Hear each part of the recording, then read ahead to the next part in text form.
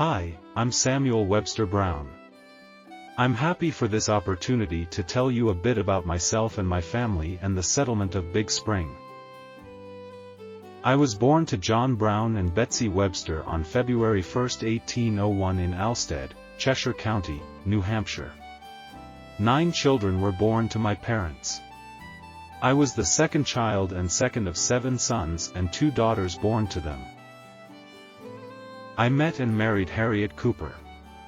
She was born on May 13, 1810 in London, England. We had our son, Samuel Brown Jr. born on October 3, 1832, and unfortunately we were only married a short time until Harriet passed away. I joined the Church of Jesus Christ of Latter-day Saints in about 1833. In 1834, Joseph Smith asked for volunteers to march to Missouri to help the saints who had been expelled from Jackson County, Missouri. This expedition is now known as Zion's Camp, but was initially called the Camp of Israel. I volunteered, and in May to June 1834, I joined approximately 230 men, women, and children on the march. While living in Kirtland, Ohio, and working on the temple, I met Lydia Maria Lathrop. I was a shoemaker by trade. I was born with a foot defect and had learned to make my own shoes. Lydia was a school teacher and glove maker. We were married in about 1836. Shortly after our marriage we moved to Daviess County, Missouri. Our daughter Emily Sophia was born on April 16, 1837.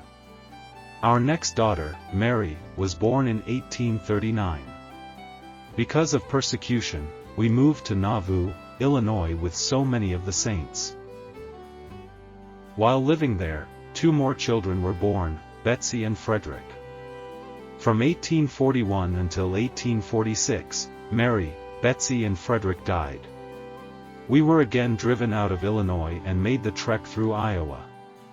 While in Des Moines County, our son David Brigham was born in January of 1847. In 1848, we moved to Big Spring in Pottawatomie County. The Big Spring settlement was about 2 miles north of Canesville and slightly north of McColney's camp. Our twin sons, George Austin and John W., were born here on November 21, 1849. On July 30, 1848, the Big Spring branch of the church was established and I was appointed the president.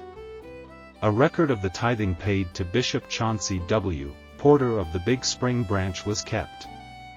This record identified some of the families that lived here. Our family decided to leave for the valley in 1852. During the early part of our journey, our company was stricken with cholera. Even with the tender loving care given to Lydia Maria, she passed away near the North Platte River. Her body was dressed in her best dress and wrapped in a sheet and lovingly laid to rest in a lonely grave near the river. As I stood by her grave, I took the hand of our 13-year-old, Emily Sophia, and said, "Now, darling, we must go on, and you will have to be the mother for your brothers." We reached the Salt Lake Valley on September 5, 1852. I took the family and lived in Fillmore for about 3 years. My son, Samuel Jr., was killed in 1858. I then took my family back to Salt Lake City. My daughter, Emily Sophia, was then married and I took my sons to Payson, Utah.